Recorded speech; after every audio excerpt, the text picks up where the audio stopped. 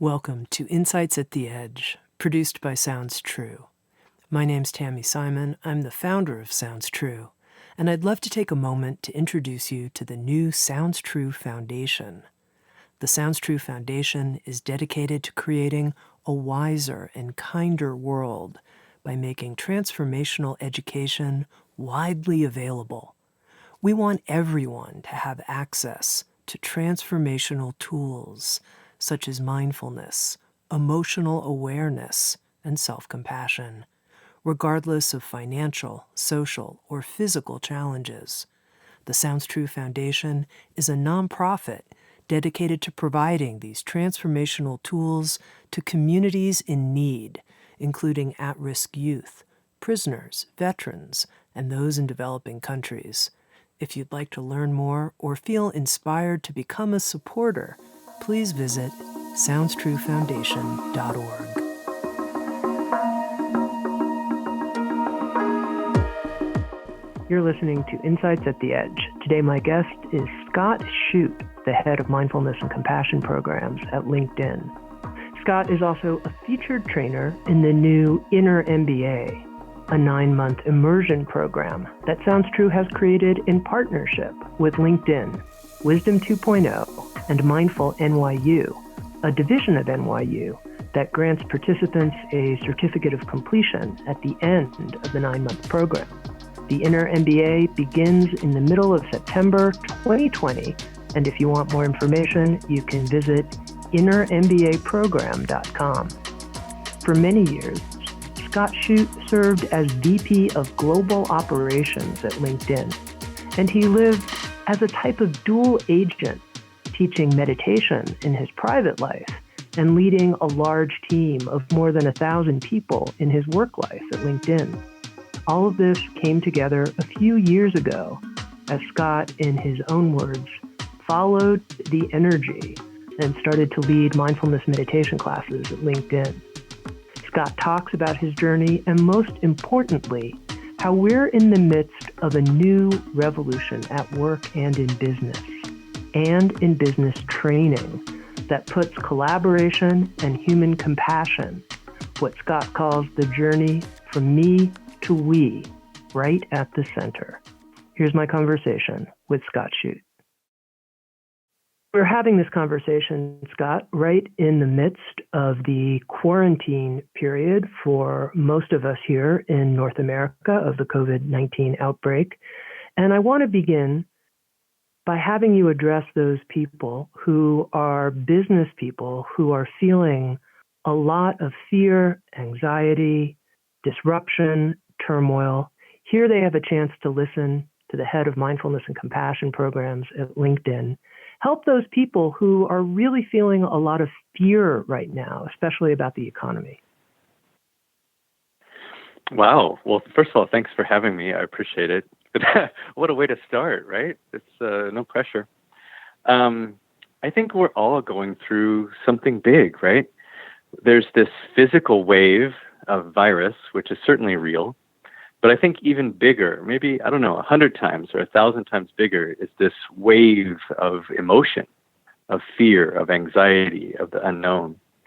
And all the things that we talk about in the world of mindfulness and compassion address our ability to handle these mental challenges, to be able to be strong from the inside out.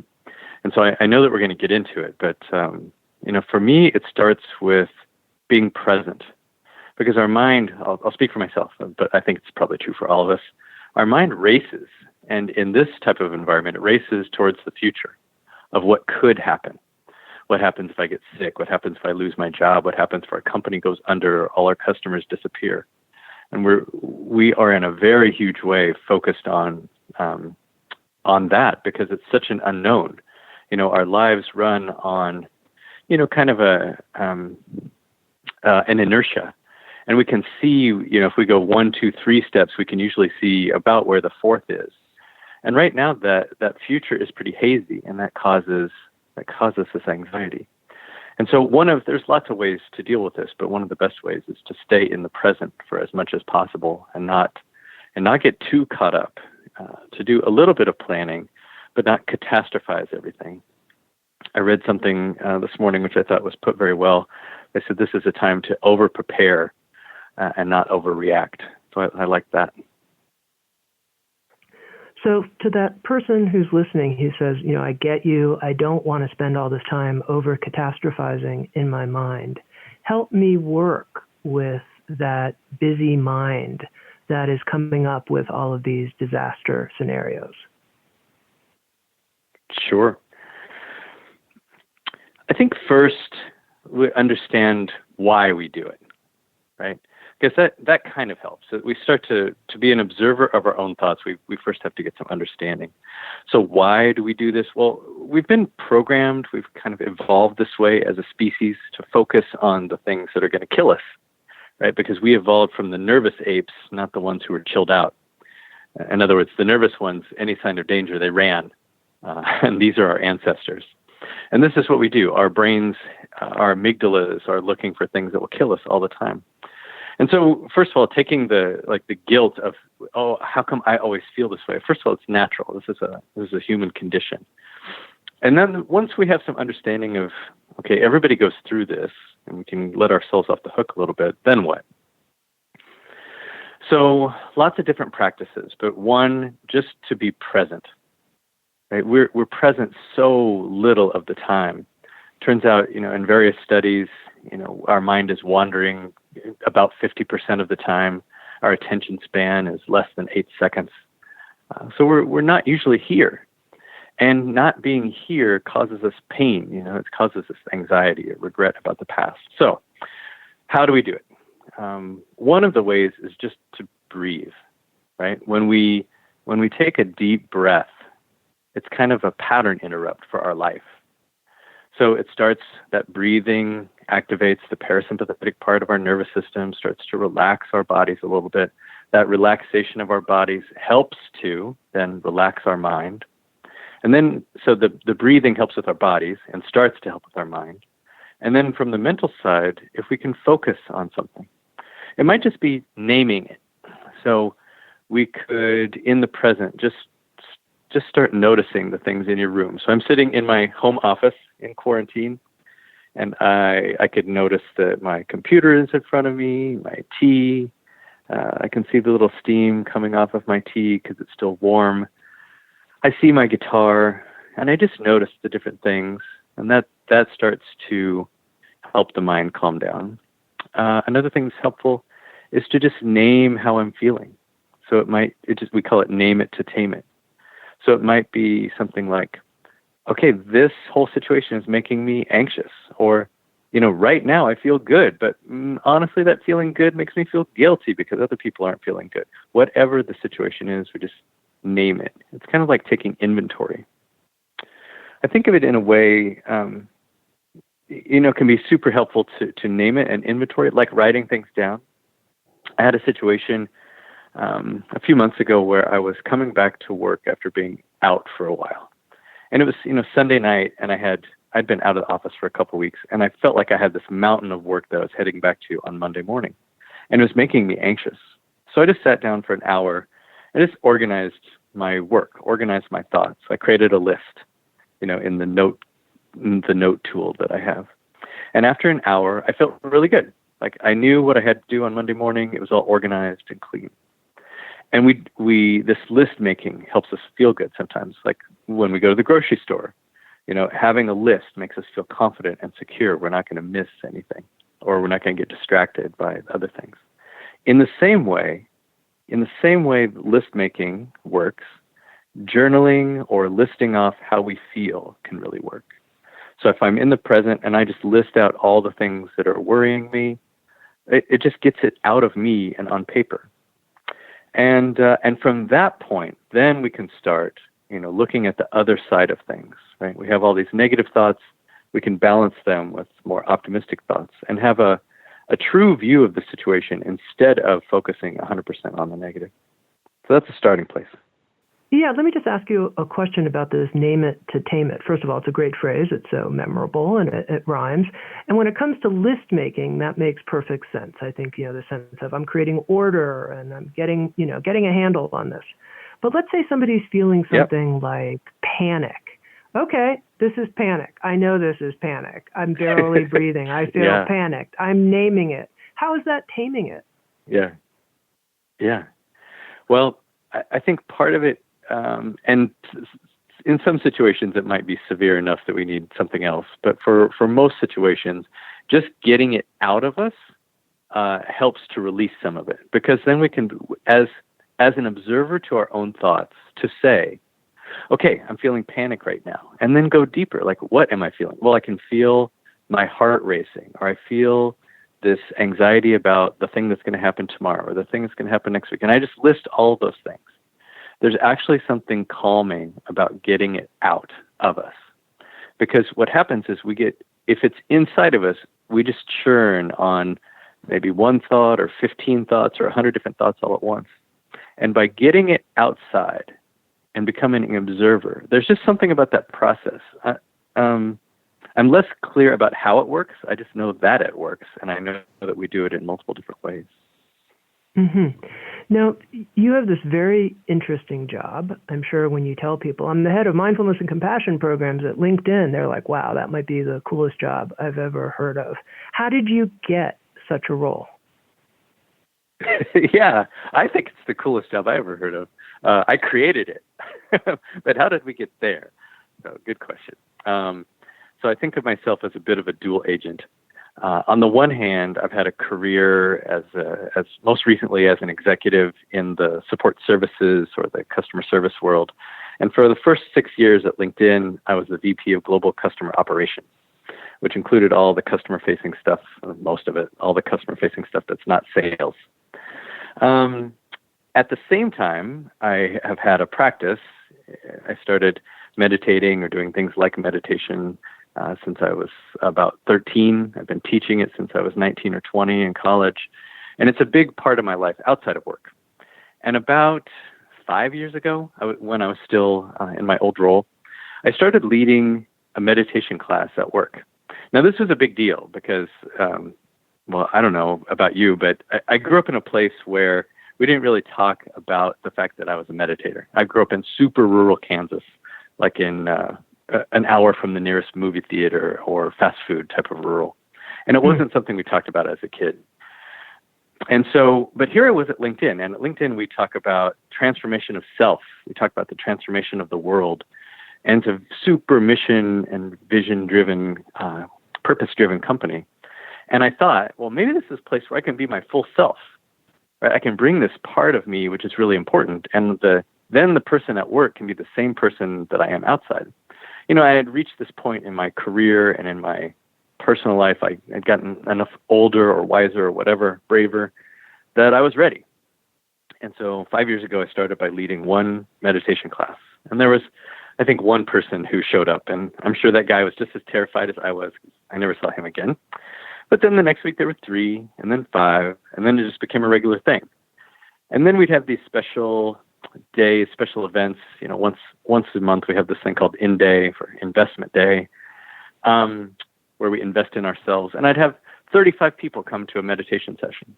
And then I'd get invited to, you know, the marketing team's offsite with 80 people breakouts, or the finance team have 250 people ask me to meditate with them.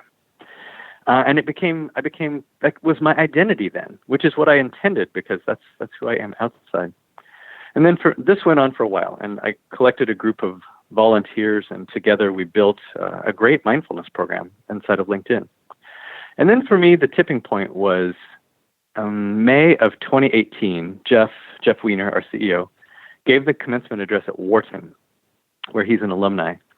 And his only piece of advice that he shared was, if you're going to be successful in business, if you're going to be successful in life, the number one thing you can do is be compassionate. And I thought, okay, that's interesting. Here's a super successful CEO and this kind of high-powered school, and his only message is about being compassionate. Like Jeff is coming out as well. I'm sure that was not an easy, particular thing. Seems kind of vulnerable. And then the next 2 or 3 times Jeff's on TV, that's all the reporters want to talk about, is compassion. And so I was thinking to myself, okay, it's time that we invest in this, right? Because if it's great that we're talking about it, but if we send 16 or 17,000 LinkedIn folks back to their desks, tell them that's the most important thing, do we know what that means? because we weren't doing, we were living it, but we weren't doing any training or anything like that. And so I made a pitch to Jeff and to our head of HR and created the role. So I'm head of mindfulness and compassion. And I can certainly talk more about it, but that's how we got into it. And so I've been in the role for about a year and a half now. Mm-hmm. I'm very interested in this idea of how you moved from being a dual agent into a more integrated way of being at work. And I'm imagining that person who's listening, who says, right now I'm kind of a dual agent. Yeah. I listen to the Sounds True podcast, and that's how I get my spiritual nourishment. But at work, I put on XYZ outfit and act like that person. And I kind of keep my spiritual beliefs to myself. I'd kind of like to offer a meditation thing, but I don't know. I don't know if that would be well received or not. What would be your advice to someone who's in that place? Sure. I think, go where the energy is. And so one is, you mentioned the word spiritual. I'm careful to make sure that everything we do at work is secular, because I want the things that we offer at work to be completely open and to fit a diverse population and to be, widely available. So everything we do is totally secular. And from that point, go where the energy is. So if you have the energy to lead a yoga class or a meditation class, go for it, and then you'll find where the energy is. If it's an environment where other people are interested, they'll probably be super glad to play along. And if it's an environment where it's kind of scary, you can always try something. You can always retreat back to where you were. For me, the biggest barrier I had was really in my own head, because I've never had any resistance to the things that we're doing. Now, for sure, I know that it helps that I was a leader at the company. I know that it helps that we have a CEO who's talking about it. But I've now seen in other companies people starting things, and it's almost always true. Like, you start with the energy is and just go for it. And then beyond just leading a meditation, I think that there's the ways that we live. And this is what I'm really interested in. I call it codifying or operationalizing compassion. Because I think that we've been taught, kind of going back to the old 80s movie Wall Street with Gordon Gekko's character, Greed is Good. We've been taught that there's a certain way that we do business, that we have to be rough and tough and gruff and whatever. And I just think that's outdated. And so people who are nice people who believe that humanity, that they can be a good person and do well at the same time, this is what I want to be a champion of, so that all of us can be that dual agent. We don't have to flaunt our spirituality, but we can certainly live our values, and we can certainly do business in a way that keeps everyone whole. Speaking of that old paradigm, the person who has to be, rough and tough and focused on the bottom line in order to be successful, and here we are talking about compassion, have you found that there are indeed those certain trade-offs, like at a certain point, if you're going to do the compassionate thing, it might cost you more money. It might actually not lead to the same amount of profitability, or do you think that's just an old belief? I think it's an old belief. And well, so at LinkedIn, we're a very employee-centric organization, meaning our intellectual property is the employees. Our most important asset is the employees. Now, there might be other companies that perhaps the product they offer is more of a commodity, and perhaps they view employees as less important. But more and more and more, companies are, as we enter the information age, the employees are the product. They are the intellectual property.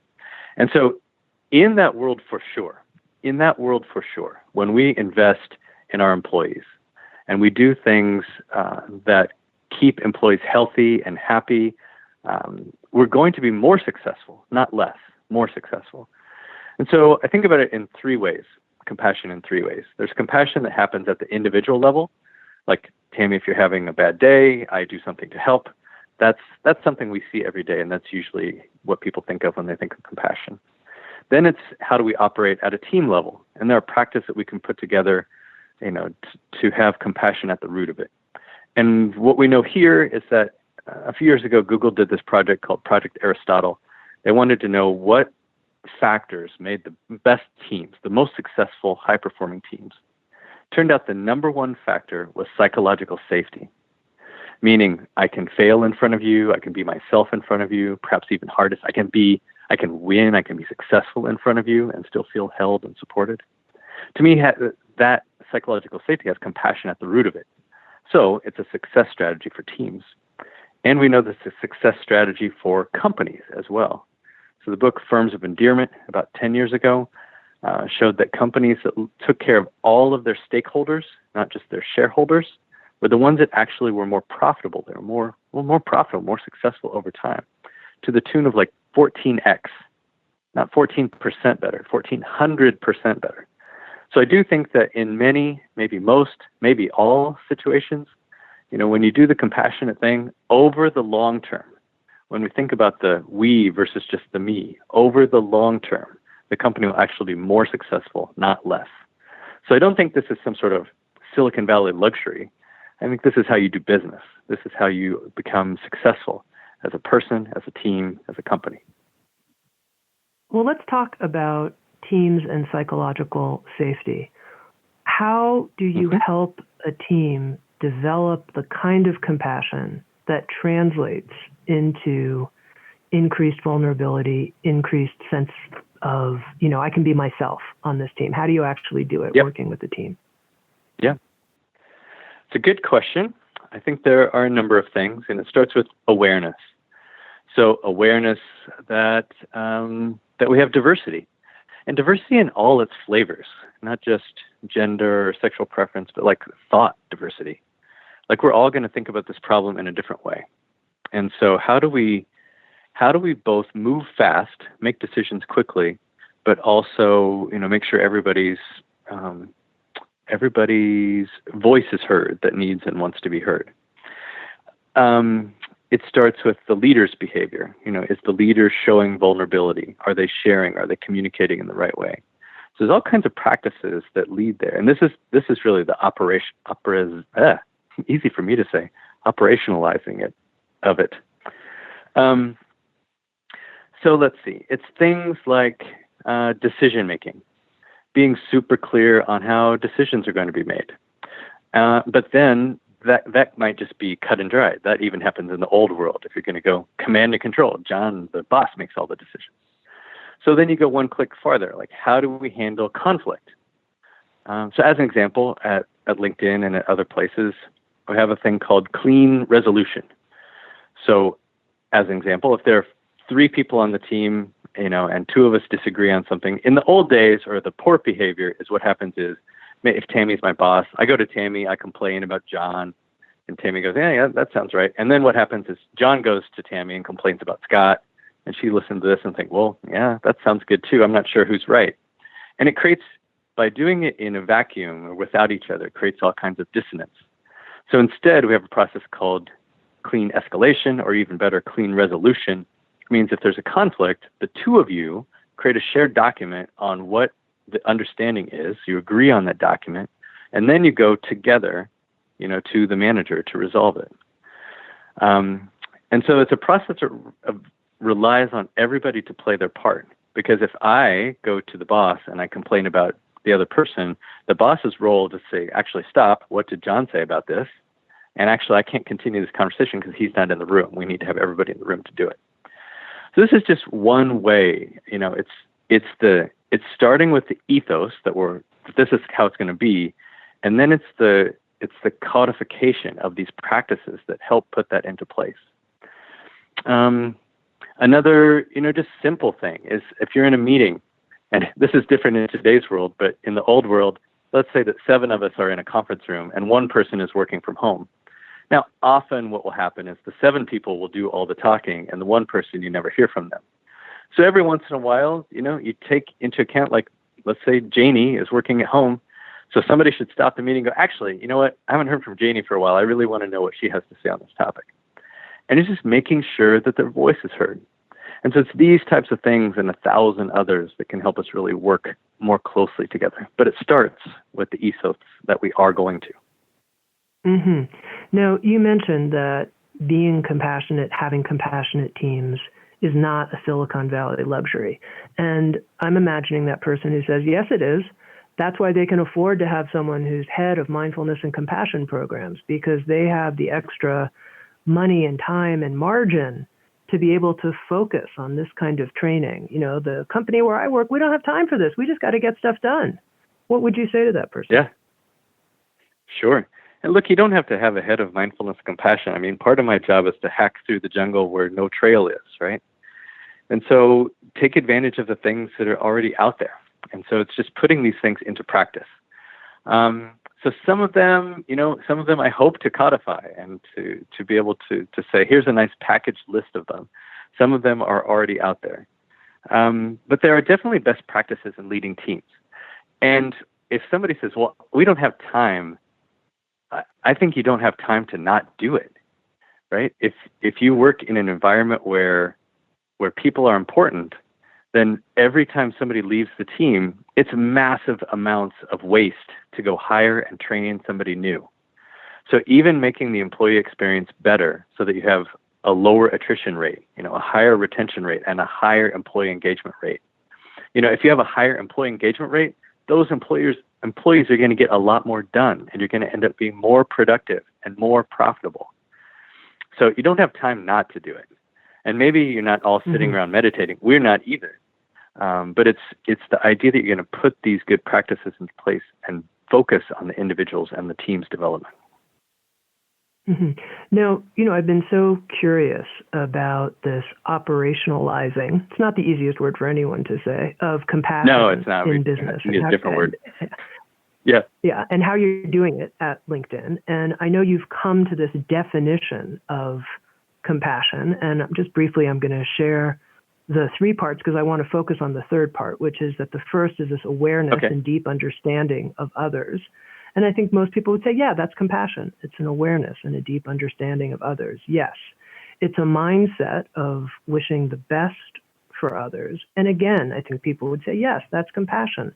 I wish others well, truly all others. I think people are tracking. But then the third part of compassion at work, the way that I understand you're defining it, is the courage to take action. And that's where I really wanted to dig in a bit, Scott. What are the courageous actions that we take in a business when we're compassionate? Sure.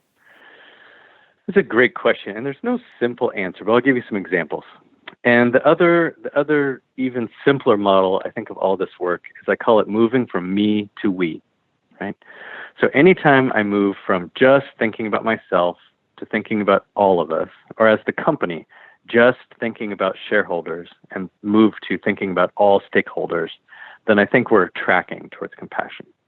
So let me give some examples at kind of at the highest level. So as an example, in sales, you think of sales as being perhaps the most competitive environment, perhaps the toughest in some places to think about compassion. So our head of sales will be in front of, let's call it 5,000 or 6,000 salespeople, and say, look, it's all about our members' value. So in other words, don't just sell our members or our customers something they don't need just so you can hit your quota at the end of the quarter. Now, I think that's pretty powerful. And, we could probably write a playbook of exactly how this might happen in a sales organization. We might come up with 100 different day-to-day practices. But it's this one story that we need to remember, which helps put everything else into perspective. That it's not just about us and our revenue. Look, if I could totally sell something our customer doesn't need and hit my quarter, and in the short term, that's going to be great because I made my number and I'm going to make a little bit more cash at the end of the quarter. But long term, what's going to happen with that customer? Long term, they're going to come back and they're not going to be as happy because they overspent or they bought something they didn't need. And maybe they don't want to work with me the next round, or maybe they don't want to work with LinkedIn at all. They go find a different solution. So over the long term, that's going to have consequences.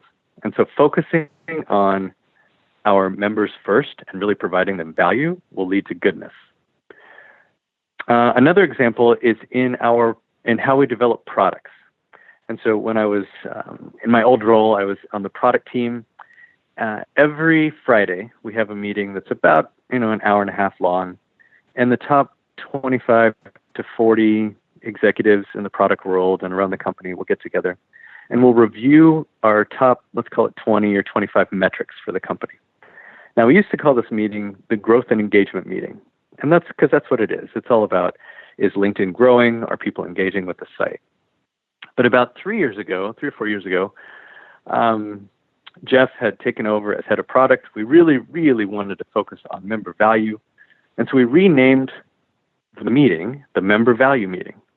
And we reframed all of the metrics so that for every group of metrics, the number one metric for that group needed to be something that we'd be proud to show one of our members.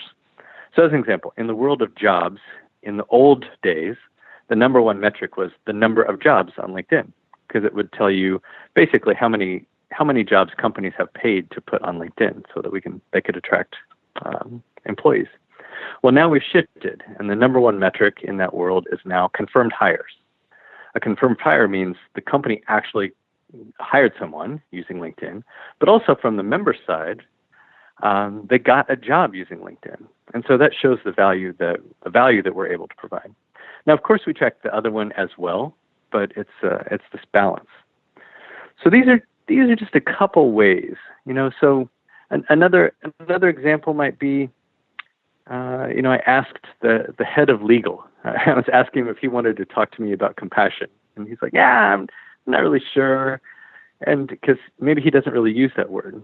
But in talking about it another way, I asked him what was most important to him. If he were to leave a legacy of the things that he was most proud of, what was most important? And he told me it's all about member trust. Keeping the site safe, making sure that members feel, safe and secure on the site.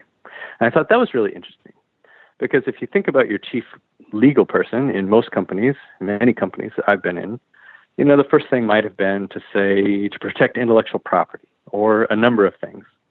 But instead, his top priority was something that was member-oriented. So again, I think there's 1,000 ways we could build a detailed playbook, but it starts with this top-down level that we're going to provide value on purpose for our customers, and we're also going to make it a great employee experience, and we're going to have a good business model. And if we keep a balance of those three things, then we're going to be successful. Mm-hmm. Now, I want to circle back to this definition of compassion that you offered that's just so simple, which is moving from me to we, and simple and powerful and memorable. And people, I think, you just immediately get it. And I think one of the questions that comes up for me is, well, how do we define we? I mean, you talked about how, it's moving from the individual to think about all the stakeholders. And I think, one of the things that I'm experiencing right now is a lot of compassion and, quite honestly, feelings of anguish for people in the culture who are really suffering from the current COVID-19 crisis, who have lost their jobs, whose businesses won't have layers of protection, and wondering, at Sounds True, where does our we end? Who's a stakeholder in the company? Everybody in the world? ? I wonder how you see that. Wow. I think that's a good question. I haven't thought too much about it, but I would again go to, I think, like a bullseye. So your target is probably the employees of Sounds True, the shareholders or the owners of Sounds True, and all of your current customers. Are probably the three legs of the stool that I'd start with, because that's your kind of current sphere of influence. And then I think it's up to the leaders of the company to decide if they want to go further than that influence. It could be that, I don't know what your numbers are, but let's say that we have 1 million customers, right? And we have these 1 million customers, and we can service them if we only did X, Y, and Z. You could come up with a list of things to better help those customers. But if you wanted to go further, more broadly, and help the world, then I think we do so with caution, right? It's kind of like if you're going to adopt a pet, we could adopt a cat, and maybe we could adopt a second cat, and maybe you could adopt a third cat. But could you adopt 400 cats, or could you adopt 400 elephants? At some point, our resources are less than our ambitions. And so we go with where our focus can be put to best use. That's good. It's a reasonable answer, Scott. Okay, one of the things I wanted to ask you, you're partnering with Sounds True, LinkedIn, Wisdom 2.0, and Sounds True are working together with NYU to create the Inner MBA, this training program that will help people develop the kind of inner skills we've been talking about in terms of being vulnerable, bringing themselves forwards, the skills that it takes to create real psychological safety on teams. And I'm curious to know, in your experience, have you worked with people who seem to have some kind of Achilles heel, meaning they're great in some parts of their job, but if only they could learn certain skills, certain interpersonal skills, then it wouldn't be their downfall the way it is now. And have you seen such people really grow and change through the kinds of mindfulness and compassion programs you're offering? And if so, how? Like, what do they learn that then changes them? Absolutely. So many examples. Let's see. I'll give you a couple. I had this one woman who was, I'll say, early career individual contributor, maybe 5 or 8 years into her career. She came, and we just happened to see each other in the hallway, and one of her friends convinced me to tell me her story. And so we got to talking, and she's like, look, I tried this mindfulness thing because last year, a year ago from the time we were talking, you guys did this 30-day challenge. And I'll tell you, before that, I thought this mindfulness stuff was just a bunch of BS. Just a bunch of hooey. And so she said, but I tried the challenge because it was a challenge, and she made the big fist movement.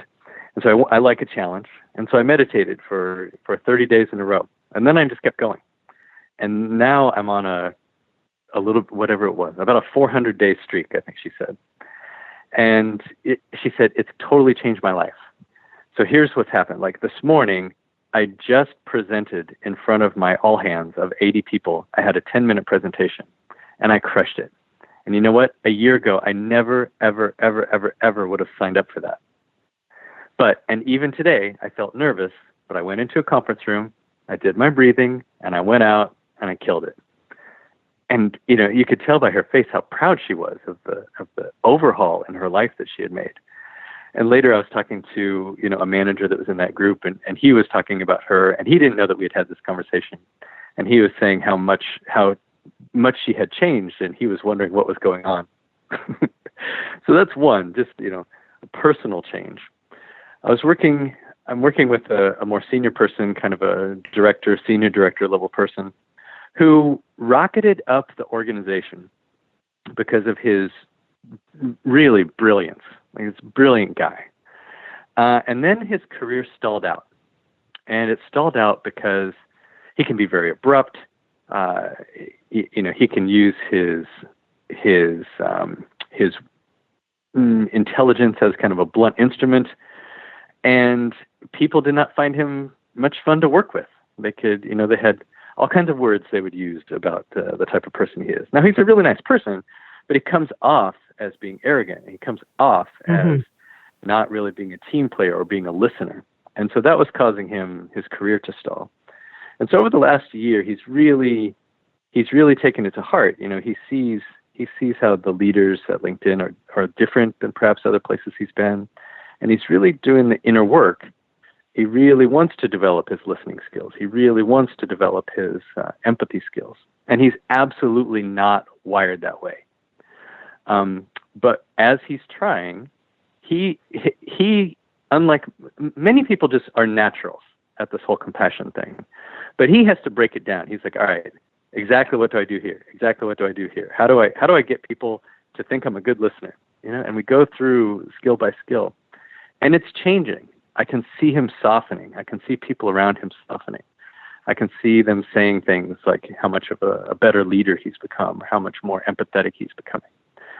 So these are the types of things, whether it's personal transformation, all of it, but each one of us is coming at our development and our interest level in a very different place.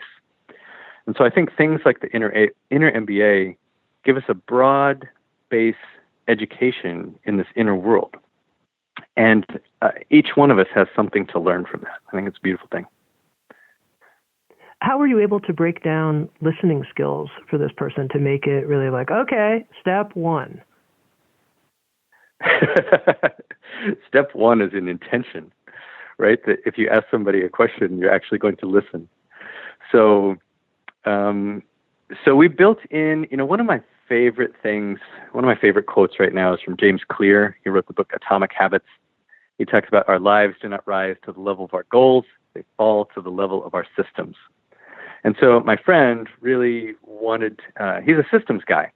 And so we build it into the things he does. So as an example, if you're going to have a meaningful how are you conversation, we made the system that the first teammate he sees every day, he's going to ask him how they are, but he's going to force a real conversation. Instead of just saying, how are you? Oh, I'm good. Oh, I'm good too. And then you move on. It's like, no, how are you? And you stay and you look him in the eyes and you wait for an answer. And if you don't get a real answer, you ask again. It's like, no, really. This whole COVID thing's going on. Like, how are you doing? And so it's when somebody, and to break this back down, when somebody really believes that you're listening, really, truly listening, they'll go deeper. And so when they go deeper, it builds a deeper connection. I think of it like the iceberg, right? As we lower the waterline and iceberg and we show the other person more of ourselves, humans are programmed to mirror vulnerability. So as we become a little more vulnerable, we share something of ourselves, we show that we're going to hold someone else when they show their vulnerability. Then what I call the dropping of the waterline happens with both of us, and we can build a real connection. So that was just one example, but we're still working on it with him. Is there any way that your work at LinkedIn teaching people mindfulness and compassion is being measured? Are there any here's a study we've done, here's the data? Yeah, good question. I think for now, what we're measuring is more like participation. If we hold a workshop, do people come? Do they like what we're doing?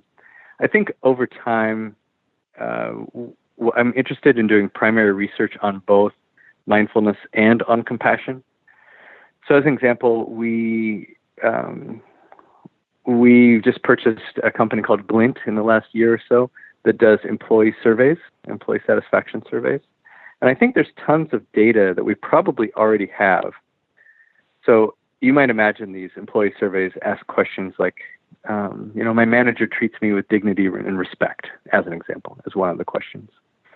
And you might then take that question and balance it against things like employee engagement or attrition rates or other of the survey questions to find out, as an example, if managers exhibit compassion or display compassion in these few ways, like treating people with dignity and respect, does it result in higher performing teams, or does it result in, employee engagement numbers?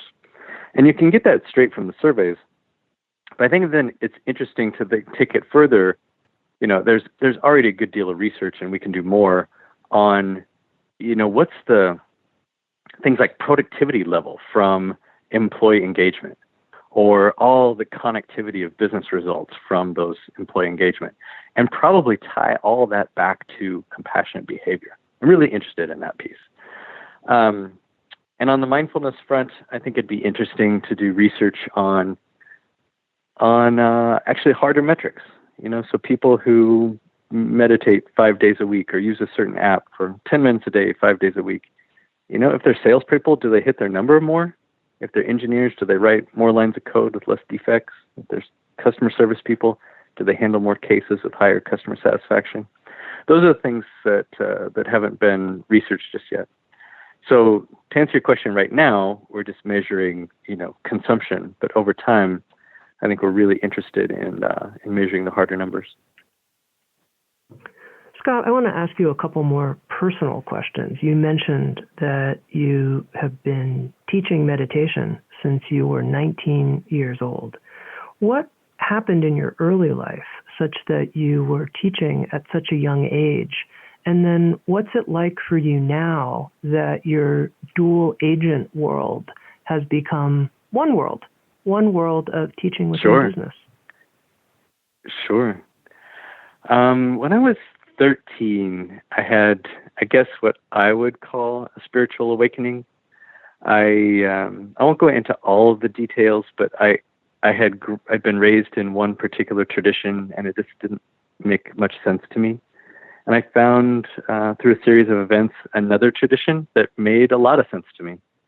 And part of that tradition involved the contemplative practice of going within, and I would say it probably looks like meditation, but it's more about the connection with the divine. I'm coming at this from a spiritual side, and that has been a really important part of my life, to the point where, as you mentioned, I was leading these sessions in college. And because it's been a really important part of my life, and because I'm able to express more of that and be more of that person, it finally feels like, almost 30 years of, well, not quite 30 years of working, but 30 years after leaving high school-ish. It's amazing, right? Anytime you get to create your own job and fill it full of all of your passions and all the things you love and that you're good at and enjoy doing, and somebody agrees to pay you for that, and the world needs it and wants it and asks for more of it, that is pretty amazing. I call it, in my old job at LinkedIn, I always said that was my dream job, and it was. And now my job is my lottery job, meaning that if I won the lottery, I would still come to work, because this is what I want to do. Mm-hmm. Now, I want to talk about this idea of using spiritual language or not using spiritual language, because when we were talking about introducing mindfulness into a business, you recommended, hey, let's not use spiritual language. And yet, when you talk about your own inner experiences, you use words like connecting with the divine. And, this is a place that's it's edgy. Here at Sounds True, it's a company I started, as you know, and I feel comfortable using spiritual language, although I always try to engage in some type of explanatory pluralism where I use a lot of different words and a lot of different doorways to welcome people in. Sure. One of the things that's interesting to me is just how to let people at work be more forthright with their experiences of the divine. And I wonder what you think about that. Yeah. That's a great question. I've treaded carefully because I want to start from the position, as you have just said, start from the position that whatever I offer is available and useful to everyone, regardless of their belief system. So that's my starting position. Now, how do you talk about the divine, even in terms of if someone is an atheist? Well, to me, this word of compassion is really close. Because when I think of the divine, I think of it in terms of love, in terms of unconditional love. And for me, compassion is that love in action. And so if we can talk about love, if we can talk about a word that is like that people can accept and they feel that connection. And for people who already have a belief system or a worldview, they'll connect the dots from there, right? And they can then internalize that and express that inwardly in the way that's most comfortable for them. So I think we're getting closer and closer and closer. But I like to start from the place where I don't want to, because this is new territory, I don't want to turn people off before we get started. And so I guess I'm treading a little bit carefully, but also trying to push the boundaries of what we can do. And I think that's where I'm coming in here on the pushing the boundaries side of it. And the reason is that I think sometimes the things that people care the most about actually have to do with these experiences of deep love inside, if you want to use that word. And yet they feel like, God, I would never share that at work. People would think that I was, people would think that I was some kind of spiritual freak or something like that. And yet it's what is truly the most meaningful. Much of our life is oriented around it. And I wonder, how do we make it safer in environments where it's like, well, it has to be, scientifically based, evidence proofed. I mean, a word like mindfulness, everybody, oh, great, it's a safe word. Yeah. We can all use it. But how do we invite people to share? I think it's the same way we invite people to share their experiences of diversity, inclusion, and belonging, right? If somebody shares their deeply personal story and we all go, cool, and then we move on to the next item of business, or worse, then they don't ever share that again, right? So if we create an environment where people can truly be themselves, then they can share whatever experience they want, as long as, it's met, as long as, that's it, purely. We stop. Now, I think that what some of us have scars about is some traditions where the missionary efforts get so strong that they're telling me their story so that they can convert me to whatever they believe. And that, I think that's what we can't have, because that's in the same way saying that there's only one way to think. So just like maybe it's just, the analogy is the diversity, inclusion, belonging area, where if we all recognize that we're different, first we're same, we all have similar ways that we are. And then we can celebrate our differences. And when people tell their stories, we hold them and say, wow, that's amazing. I'm glad that you're you. I'm glad that you can be here with us. And we provide each other that freedom, but also that support that we're here that we're here for each other. Maybe that's the magic answer. Scott, as we come to a close, just a couple more questions. One, I'm curious, you mentioned how there's an old paradigm of business where, you better get what's yours or you're not going to be successful. Yeah. And a type of business education that went along with it. When you think of the new paradigm of business, how would you describe it? This is what the future of businesses will look like. Businesses that are based on this model that you've been describing of compassion, employee engagement. Yeah. Wow. I come back to me to we, right? So if we want to end up in a we spot, meaning we want companies to think about all of their stakeholders, not just their shareholders. We want individuals to be thinking about how they can be compassionate. We give them all a set of, guidelines and behaviors, but really it's the underlying ethos which drives it more than the guidelines and behaviors. And then the me part is we give them the tools to take care of themselves, to develop inwardly, to raise their level of consciousness, to raise their level of awareness, so that all of it becomes easier, that all of it becomes second nature. So that's my worldview. Mm-hmm. And then finally, this show, the Sounds True podcast, is called Insights at the Edge. And I'm always curious to know what someone's own learning edge is, and in relationship really to your work. What's your edge right now, Scott? Wow. Good question. At the work, so personally, let's see. There's a couple things. You can do both. Maybe personally and at work. No, yeah. do both. Okay, so the work part is all about scale, right? Because I'm a team of one, and my program manager / assistant. So we're a mighty team of two. And right now it's about how do we codify the things that we're doing? How do we build scale into everything that we're doing so that we can really have an impact? And in this moment, we're all learning how to do things virtually. We've been leading a lot of live in-person things, and now we're quickly pivoting to make everything available in Zoom form, which is really interesting because this work is highly interactive, highly personal. And then how do we do that over a conference call? So that's what's going on at work. Personally, I am really my lesson apparently in life for the last year is about living in the present. And that has never been more true than today. When the future is so uncertain, it forces us to live in the present to maintain our sense of balance. So for me, it keeps coming back to that. And there's 1,000 ways every day that I get distracted, but that's the underlying lesson. I've been talking to Scott Shute. He's the head of mindfulness and compassion programs at LinkedIn. And LinkedIn is partnering with Sounds True and Wisdom 2.0, along with a division of NYU called Mindful NYU, to offer a 9-month immersion learning program. It's called the Inner MBA. You can go to www.innermbaprogram.com to learn more. There are 3 training tracks.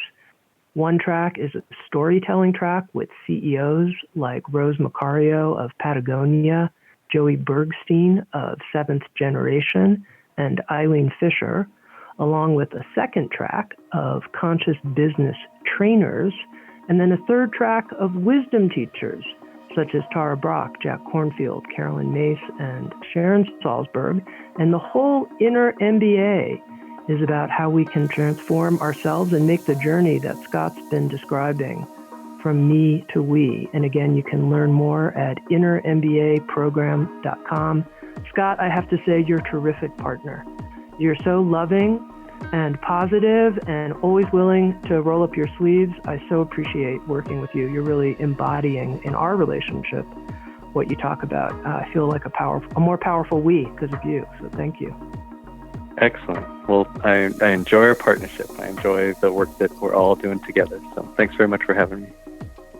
Thank you for listening to Insights at the Edge. You can read a full transcript of today's interview at soundstrue.com/podcast. And if you're interested, hit the subscribe button in your podcast app. And also, if you feel inspired, head to iTunes and leave Insights at the Edge a review. I love getting your feedback, being in connection with you, and learning how we can continue to evolve and improve our program. Working together, I believe, we can create a kinder and wiser world. SoundsTrue.com, waking up the world.